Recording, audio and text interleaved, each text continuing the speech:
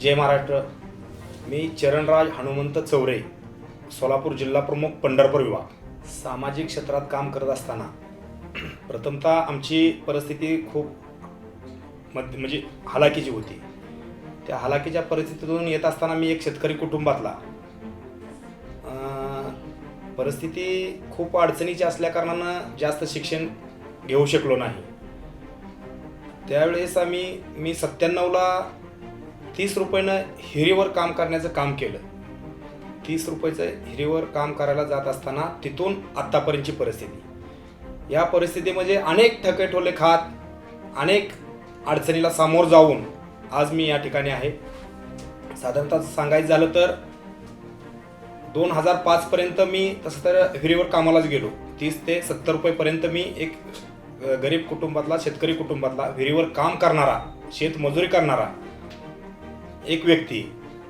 खरंच मी या ठिकाणी सामाजिक कार्य करत असताना 2005 पासून माझा हॉटेल व्यवसाय चालू केला, गाड्याचा व्यापार चालू केला. तिथून मला जरा प्रगतीला वाव मिळाला. वाव मिळत असताना त्या ठिकाणी मी कुठल्या पक्षामध्ये व पक्षाचा कुठला पदाधिकारी नव्हतो.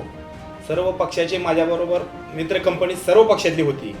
परंतु छंद होता, नाद होता की काम जर करायचं असेल तर शिवसेनेमध्येच करायचं, सर्व समाजाची साथ असल्याकारणानं. या ठिकाणी सर्वांच्या अडचणी सोडवत असताना एक वाटलं की बाबा कुठंतरी आपण राजकारणात पडलं पाहिजे. मग राजकारणात पडत असताना जर का आपल्याला एक वेगळंच काहीतरी करून दावायचं असेल, काहीतरी घडायचं असेल, काहीतरी एक वेगळं काहीतरी दावायचं असेल तर आपल्याला या ठिकाणी शिवसेनेशिवाय पर्याय नाही असं माझ्या डोळ्यासमोर उभं राहिलं. त्यावेळेस मी खासदार राहुल शेवाळे साहेब सोलापूरचे संपर्क प्रमुख होते. धवलसिंह मोहिते पाटील, तसेच आमचे दीपक गायकवाड, काकासाहेब देशमुख, बाळासाहेब गायकवाड यांच्या माध्यमातून मी त्या ठिकाणी शिवसेनेचं काम करायचा निर्णय घेतला. ती निर्णय घेतला असताना मी त्या ठिकाणी पक्षप्रवेश केला. 2017ला मला 2018ला माझ्यावर उपजिल्हा प्रमुखपदी जबाबदारी या ठिकाणी शिवाजी सावंत सर यांनी माझ्यावर जबाबदारी दिली.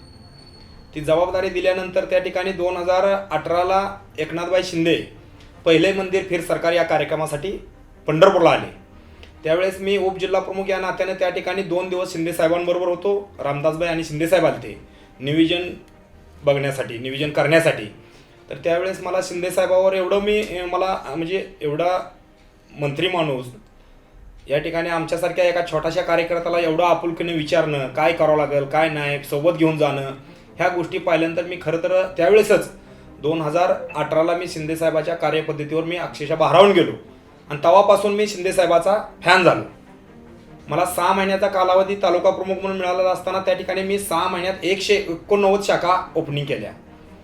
पेनूरमधील माझ्या शाखा असेल, पेनूरमधील शाखा ओपनिंगला मी आदिश बांदेकर साहेबांना आमंत्रित करून त्या ठिकाणी त्यांच्या हस्तून ह्या ठिकाणी शाखा ओपन केली.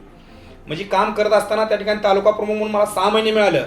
परंतु प्रत्येक शिवसैनिकाला, प्रत्येक व्यक्तीला वाटायला लागले की त्या ठिकाणी चरणराज चौरे हा पदाधिकारी आपल्याला शिवसेनेत अतिशय चांगला आहे आणि तो कायम राहायला पाहिजे. या तालुक्यामध्ये मी प्रथमतः केलं. त्याचं उदाहरण अतिशय आहेत, परंतु माझ्या स्वतःवरून उदाहरण द्यायचं झालं तर माझ्या घरात राजकीय वारसा कोणीही नाही. माझ्या घरात ग्रामपंचायत सदस्य नाही, नेता नाही, पुढारी नाही, कोणी नाही.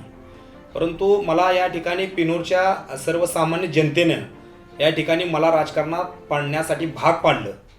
कारण लोकांच्या तर आपण हायशा अडचणी सोडवतोयच, परंतु या ठिकाणी गावाचा विकास असेल, गावाचं आणखीन जास्त वेगळं काहीतरी करायचं असेल तर राजकारणात पडावं लागेल असं मला माझ्या तरुण मित्रांनी, मला बऱ्याचशाच या ठिकाणी गावातील ज्येष्ठांनी त्या ठिकाणी मला त्या राजकारणात पाडण्यासाठी भाग पाडलं. कारण का तर प्रत्येक आपण बघतोय आमदाराचाच पोरगा आमदार होतोय, खासदाराचाच पोरगा खासदार होतोय, अशी परिस्थिती भरपूर आपण बऱ्याच ठिकाणी पाहतोय. परंतु ह्या ठिकाणी मी एक शेतकरी कुटुंबातला आज ग्रामपंचायतचा सदस्य आहे. मी ग्रामपंचायतचा पार्टी लीडर आहे. भाजप आणि शिवसेनेची ह्या ठिकाणी ग्रामपंचायत आहे. रमेश माने म्हणून आमचे सहकारी मित्र आहेत, माझे नातेवाईकच आहेत. ते आणि आम्ही दोघंजण ह्या ठिकाणी पेनूरमध्ये काम पाहतोय. उपसरपंच आमचे सागर चौरे मास्तर म्हणून आहेत, आमचे बंधूच आहेत.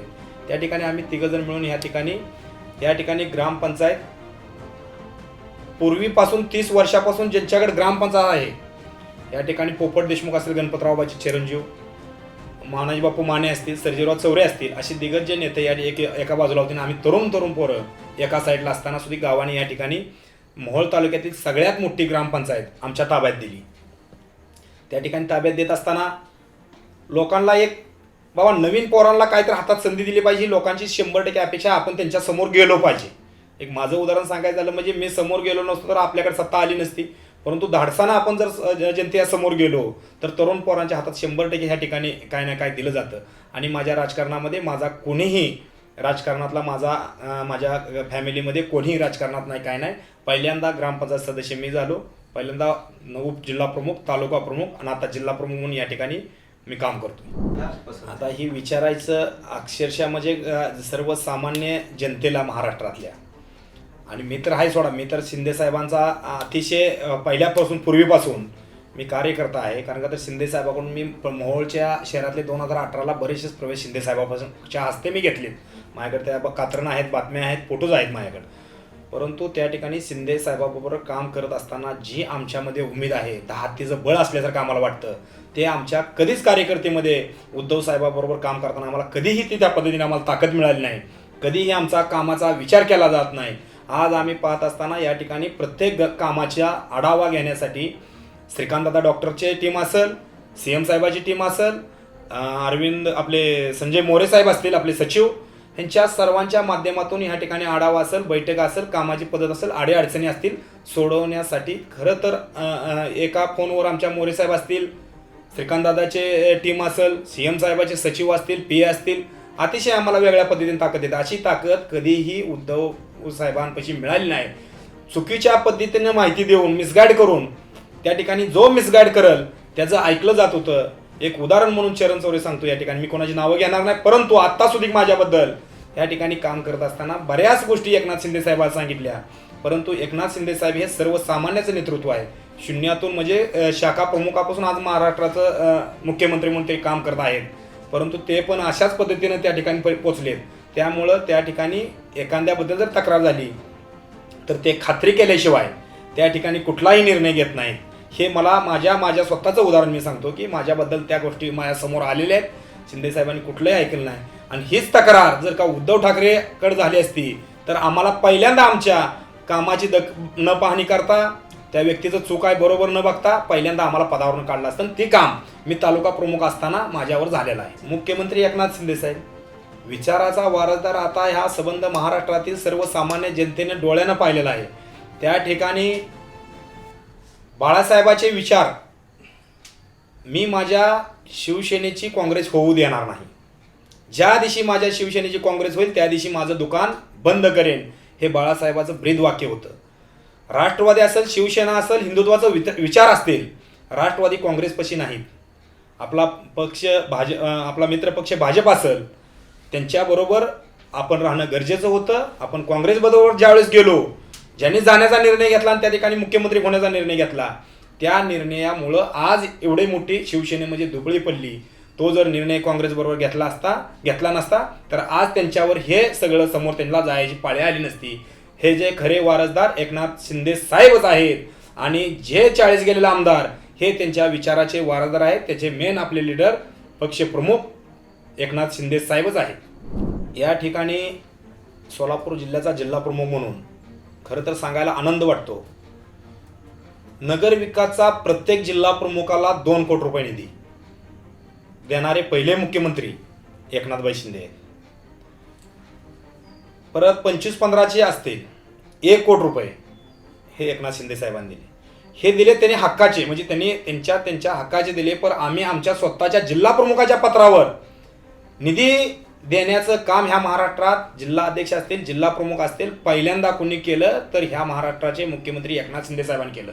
आज माझ्यासारखा एक छोटासा सर्वसामान्यातला कार्यकर्ता जिल्हा प्रमुख म्हणून काम करत असताना या ठिकाणी एकनाथ शिंदे साहेबांचा एवढा अभिमान वाटतो की आम्ही रात्र कधीही 11, 12, 1 वाजता जर आमची भेट झाली तर साहेबांनी विचार नाही, पहिल्यांदा कागद आणा, कामं आणा, काय सह्या करा. अशा पद्धतीने एवढ्या 12, 1 वाजता संध्याकाळी सह्या केल्या. आम्ही कुठला तर पाठपुरावाला आम्हाला कुठं तर वाटलं आम्हाला बाबा कलेक्टर साहेबांना फोन करायचा आहे, या ठिकाणी आम्हाला कुठं तर आमचं एखाद्या मंत्र्याकडे कुठलं तर काम असलं तर साहेब लक्षात लगे कॉल करणं, ही जी पद्धत आहे त्यांची कामाची अतिशय वेगळ्या पद्धतीनं त्या ठिकाणी काम चालू आहे. आणि माझ्यासारख्या एका छोट्याशा एक सर्वसामान्य कुटुंबात, शेतकरी कुटुंबात आलेला एक शेतकऱ्याचा कुटुंबातला मुलगा जिल्हा प्रमुख म्हणून काम करत असताना गावाच्या ठिकाणी कोटी रुपयानं निधी जिल्हा प्रमुखाच्या पत्रावर येतो. हे तर पहिल्यांदा आश्चर्य आहे. महाराष्ट्रातलं असेल ते फक्त देऊ शकतात तर एकनाथ शिंदे साहेबच देऊ शकतात, हे त्यांनी त्यांच्या कामातून दावून दिलेलं आहे. मग आता एवढं काम होत असताना, एवढं आपल्याला निधी मिळत असताना, मी एक साहेबांना पहिल्यांदा मुख्यमंत्री झाल्या पहिल्या 2-3 महिन्यापूर्वी लगेच मी साहेबांना भेटलो की गावाची ग्रामपंचायत साहेब माझे आलेले आहे आणि ग्रामपंचायतला मी शब्द दिला आहे की मी फिल्टर पाण्याचं गावाला मी शब्द दिलेला आहे. साहेब योगायोगानं तुम्ही मुख्यमंत्री झाला, मी एक जिल्हा प्रमुख म्हणून आणि माझ्या गावासाठी म्हणून ह्या ठिकाणी साहेब मला काही करून मला फिल्टर पाण्याची योजना ही मला द्यावं लागेल म्हणून मी साहेबाला विनंती केली. मी लेखी पत्र दिलं. त्या ठिकाणी साहेबांनी लक्षात आलं की कॉलवर गुलाबराव पाटील यांना फोन केला, मी जिल्हा प्रमुख चरण चौरे यांना पाठवतोय, तर ती कशी योजना बसवायची, काय बसवायची ते तू बघून त्या ठिकाणी ते पिनूर गावाला मोहोळ तालुक्यातलं सगळ्यात मोठं गाव आहे, तर त्या ठिकाणी आपल्याला फिल्टर पाण्याची योजना द्यायची म्हणून शिंदे साहेबांनी सांगितलं. त्या ठिकाणी आम्ही जाऊन गुलाबराव पाटलांना भेटलो. गुलाबराव पाटलांनी काय तर लोकसंख्येचा थोड्या आपल्या अटी आहेत त्या योजनेसाठी. तर पिनूर ह्या गावामध्ये 2011च्या जनगणनेनं त्या ठिकाणी 8,750 लोकसंख्या असल्या कारणानं ती योजना बसत नव्हती. परत मी गुलाबराव पाटलांनी त्यांनी सांगितलं की आपलं गाव त्यामध्ये बसत नाही, तर कुठंतरी एक 4-5 किलोमीटरच्या आतलं एखादं गाव खेडा असेल तर तू मला ती गाव दे, तिथलं ठराव आणून दे, त्या ठिकाणी आपण ती योजना बसवण्याचा प्रयत्न करू म्हणून सांगितल्यानंतर मी आमच्या शेजारी एक 4 किलोमीटर पाटकुली हे गाव आहे, त्या गावाचा मी लोकसंख्या एक 4-5 हजार आहे अशी मिळून आमची 13-14 हजार लोकसंख्या झाली. आणि गुलाबराव पाटील यांनी शिंदे साहेबांच्या आदेशानं 14,12 लाख रुपयाची जिल्ह्यातील सगळ्यात मोठी ग्रामीणमधली योजना ही पेनूरमध्ये आहे. असं त्याचं काम युद्ध पातळीवर चालू आहे. गावातील सगळं काम झालंय, पाटकुल शहरातील काम झालंय, पेनूर शहरातील झालंय. दोन्हीकडे 2 गावाला 2.5 लाख लिटरच्या टाकीचं काम चालू आहे.